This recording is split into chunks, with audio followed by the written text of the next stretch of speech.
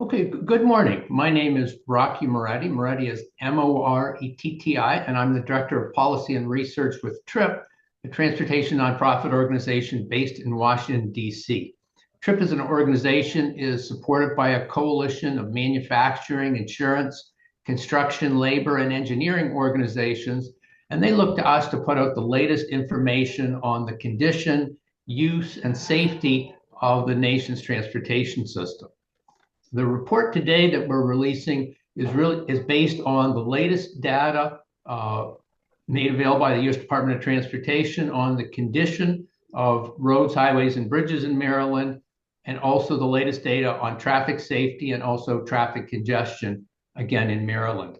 The format for the report or today's webinar is I'll give my comments. We are then going to hear from Daniel Flores.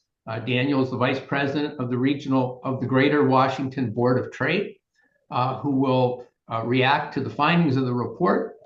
And then we will turn it over for any questions that you may have. And the format will be that my colleague, Carolyn Kelly, will recognize your question through the chat function or a raise hand function. And then you'll be elevated to the panel and you can go ahead and ask questions of the panelists. TRIP's new report finds that annually the cost to Maryland motorists of traffic congestion, of driving on rough roads, and the economic cost of fatal and serious traffic crashes is $12 billion annually. The TRIP report finds that in the Baltimore area, the average annual cost to motorists of driving on rough roads, roads that are congested, and roads that lack some desirable safety features is $2,807 annually. The TRIP report finds that the annual cost to motorists in the Washington, Maryland suburbs of driving on roads in poor condition, on congested roads and highways, and also of driving on roads that sometimes lack desirable safety features is $3,464 annually. The report also took a look at the late data on terms of pavement conditions. Now, this includes roads and highways maintained by Maryland state government, but also roads and highways maintained by local governments. The report found that 29% of Maryland's major roadways have pavements in poor condition, and another 20% are in mediocre condition. The report found that in the Baltimore area, 40% of major roadways have pavements in poor condition, and another 22% are rated in mediocre condition. The TRIP report found that in Maryland's Washington area suburbs, that 29% of major local and state maintained roadways are in poor condition, and 23% are rated in mediocre condition. We also took a look at bridges and noted that statewide 5% of the state's bridges are rated in poor condition and in need of immediate repair, and another 70% are rated in fair condition and need ongoing maintenance.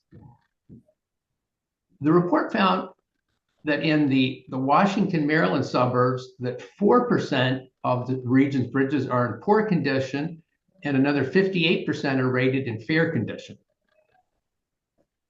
The report found that in the Baltimore area, 5% of the region's bridges are rated in poor condition and in need of immediate repair, and 70% are rated in fair condition and in need of ongoing maintenance. We also took a look at vehicle travel. Obviously, vehicle travel during the COVID pandemic dropped dramatically in Maryland, and we've been seeing it slowly come back to pre-pandemic levels. By 2023, the level of travel in Maryland was 4% below where it was in 2019, as we've seen vehicle travel return almost back to pre-pandemic levels in Maryland. What that means is as we see people returning to their closer to their pre-pandemic levels, we're seeing levels of traffic congestion again beginning to increase. The TRIP report estimates that the average commuter in the Baltimore area is spending an additional 55 hours annually stuck in traffic due to traffic congestion and wasting 19 gallons of fuel. In Washington's Maryland suburbs, TRIP estimates that the average motorist is spending an additional 86 hours annually stuck in traffic due to traffic congestion and also wasting an additional 31 gallons of fuel. The report took a close look at traffic safety and noted that in Maryland, the number of traffic fatalities has increased by 31% over the last decade, increasing from 465 fatalities in 2013 to 610 in 2023. The report also notes that over the last 5 years, 25% of traffic fatality victims in Maryland were either pedestrian or bicyclists. In the Baltimore area, over the last 5 years, an average of 119 people annually have been killed in traffic crashes.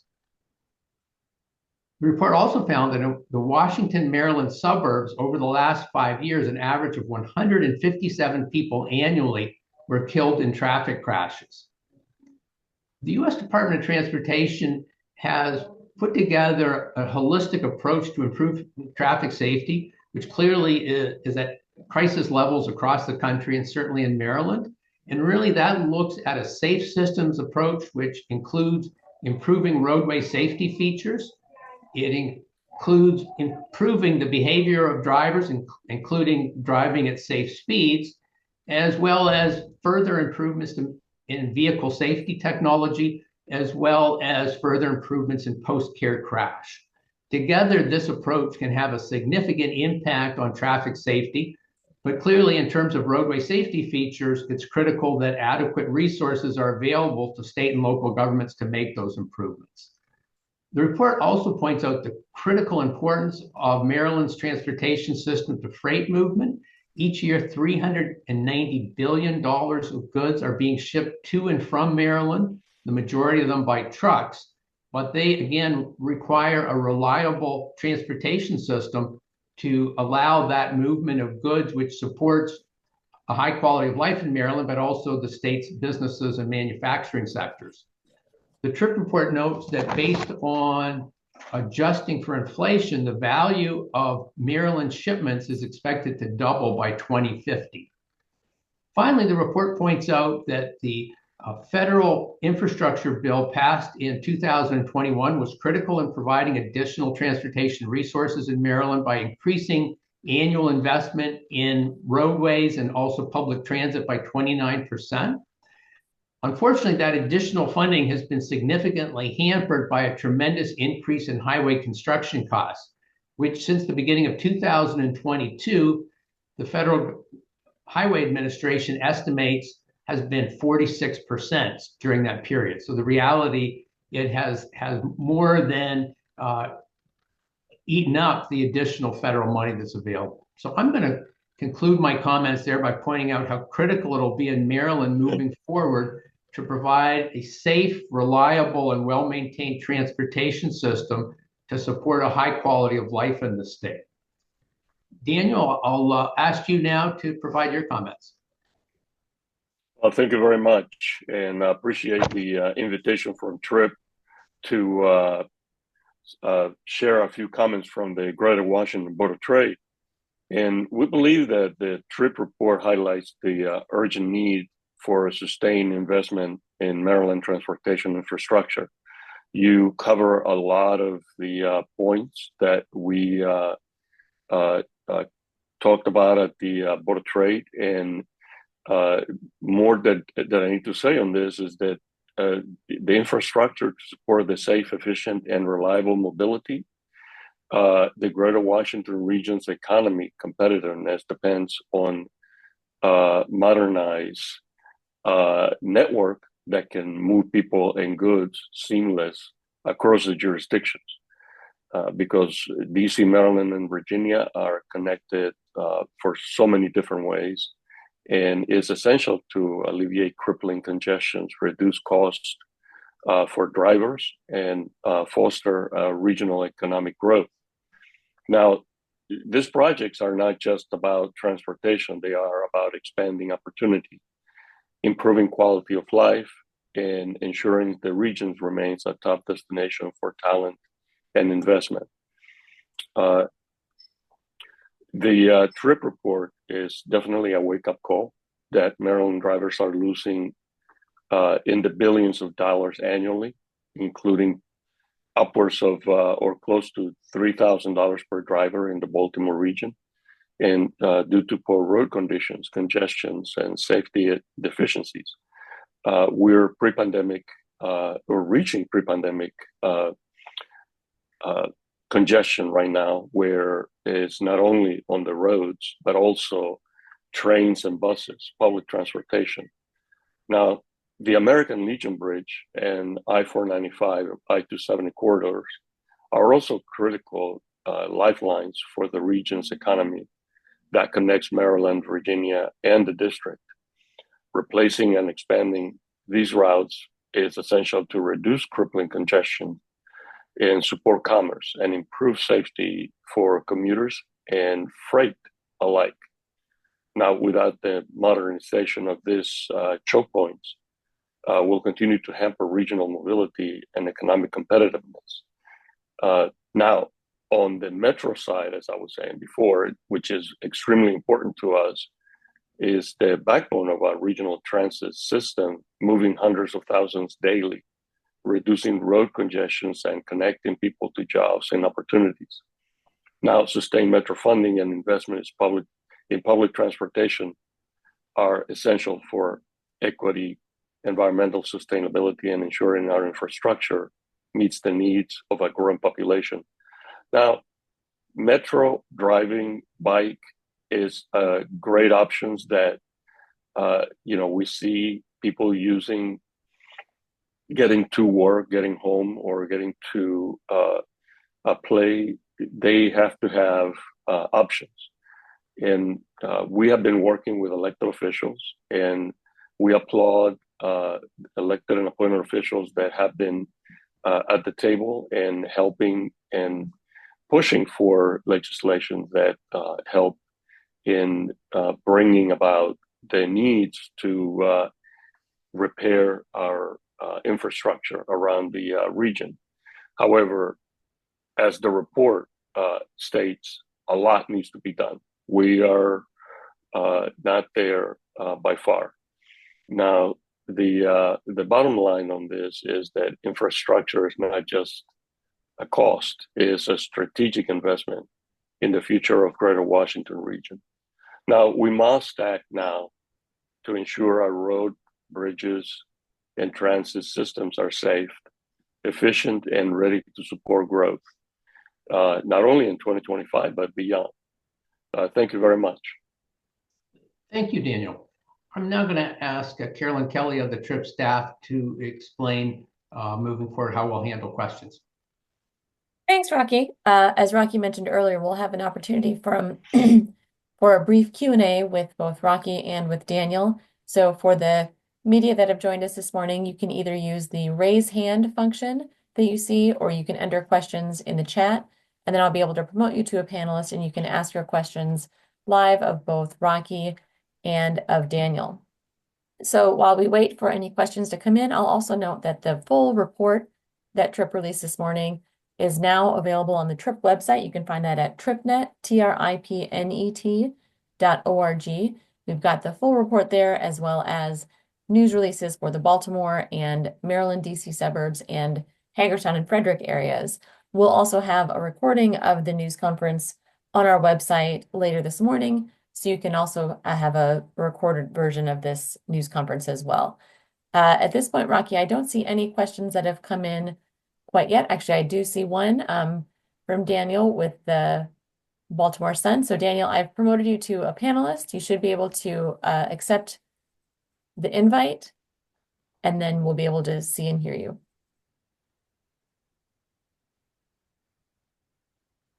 You just need to unmute your line, Daniel, and then we'll be able to ask your question.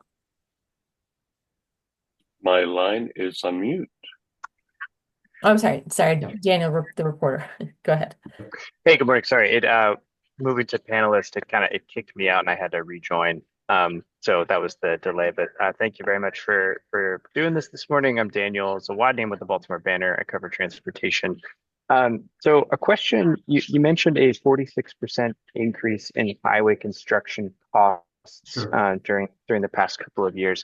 I'm trying to get a sense of why there's been such a a huge bump in costs, whether it relates specifically to, certain supply chains, whether it's the asphalt supply chain um, or if it relates more to labor costs. I'm trying to get a sense of where exactly and why those costs have risen so much. Certainly.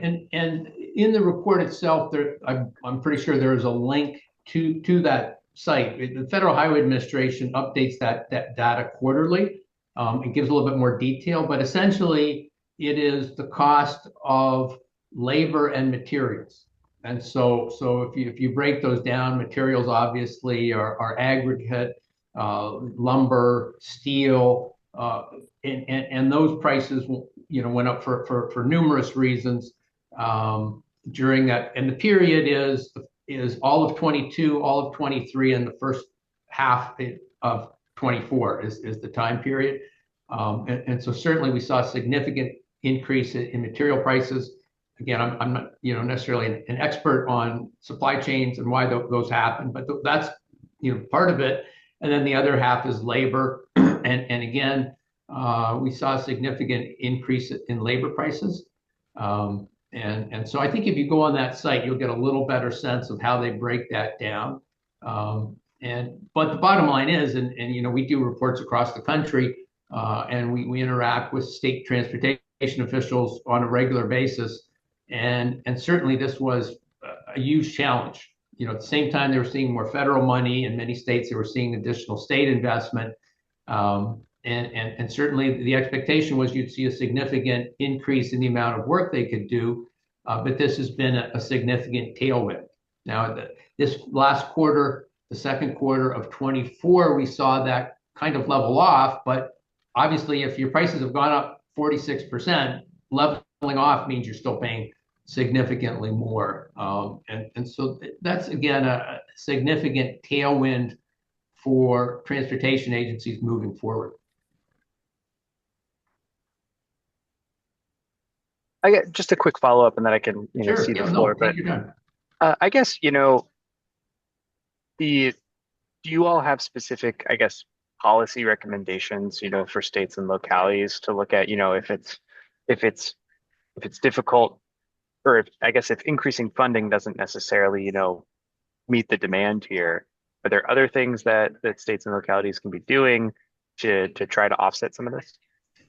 Well, I mean, TRIP is careful in that we don't make recommendations to elected bodies in terms of specific pieces of legislation. But if you break that down, to pavements and bridges essentially is a preservation challenge. And when you delay preservation, the costs are far higher in the future because you'll save a lot of money if you're in a preservation cycle and staying ahead of it, because obviously once you let a road or bridge deteriorate to the point where either a subbase is no longer functional or bridge key components are not functional, the costs escalate dramatically.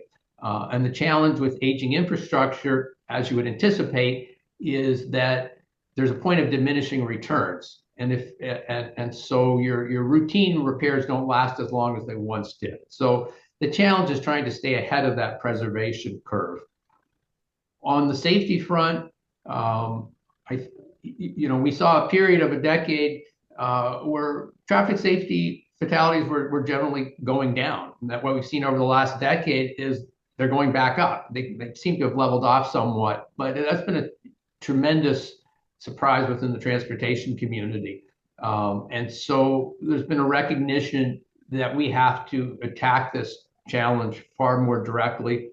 Part of it is roadway safety features, everything from intersection design to adding rumble strips to turn lanes on busy intersections, better lighting. These are typically very cost effective. These are not high cost items, again, for local or state transportation agencies, but they have to have the resources necessary. And then congestion really is a very broad range of improvements, which can impact traffic management systems. In some cases, modest improvements and adding turn lanes, improving ramp design. In some cases, some limited additional capacity. But again, resources are limited, so you have to use that money intelligently so that it does the most good. And so really that is the challenge, but certainly what transportation agencies will point out is they need consistent, reliable funding. That starts with a long-term federal surface transportation program, which in this case expires in about 20 months. It expires in September of 2026, and certainly those discussions are starting in Washington. And then at the state level, certainly to recognize the critical importance that the reliability and condition and safety of the transportation system supports all of the other aspirations that Maryland has. And so it again is to make sure that the resources that are critical are being made available. So I'm sorry, that's kind of a long answer to a short question, but it's a very complex equation. And Daniel, do you have anything to add to that? You cover a lot, and safety definitely is something that is important to us, but not only with roads, but also with sidewalks, to make sure that there are sidewalks, but there is sidewalks wide enough for people to walk around in a way that they're not going to bump into each other. And I've seen that a lot, but also for bicycles. We've had conversations with elected officials where, the number of bicyclists getting hit is not only about growing, and that's something that needs to be addressed as well. But to your point about the different things that needs to be done on the roads, the infrastructure portion of it, turns, waiting lights, etc. It's very important as well.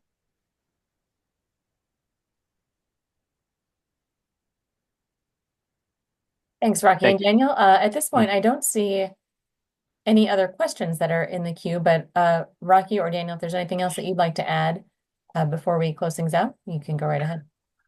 Just want to say thank you very much on behalf of the Greater Washington Board of Trade and all the members that we represent across the jurisdictions. This is definitely very important to us. Infrastructure, transportation, public transportation is definitely an investment that we need to make, and we will continue to make sure that we work hard with our colleagues, staff, and members that get behind this, and elected officials, obviously.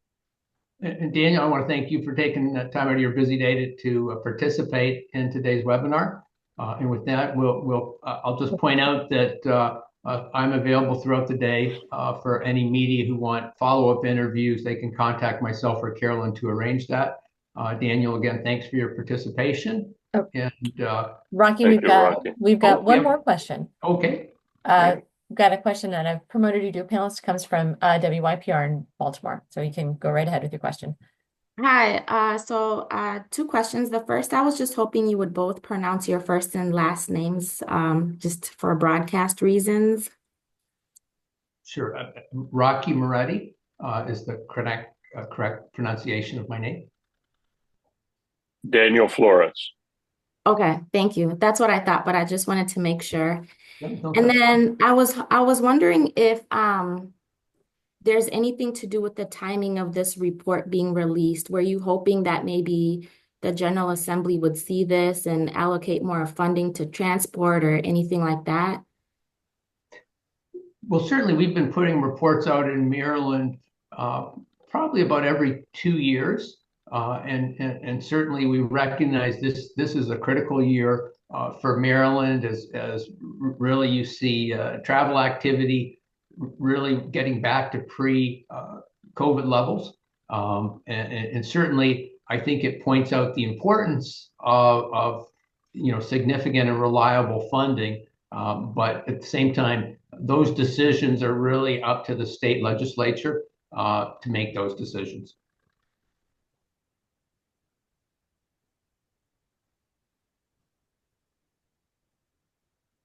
Okay, thank you. Okay, well, thank you again for that final question. And with that, we'll conclude today's webinar. And I hope everyone has a productive and safe day. Thank you very much.